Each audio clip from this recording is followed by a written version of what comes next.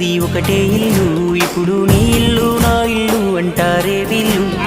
నే తొడిగిన అంగిలాగే నీకొచ్చేది, ఇప్పుడు నీ దారి నా దారెందుకు వేరయ్యింది.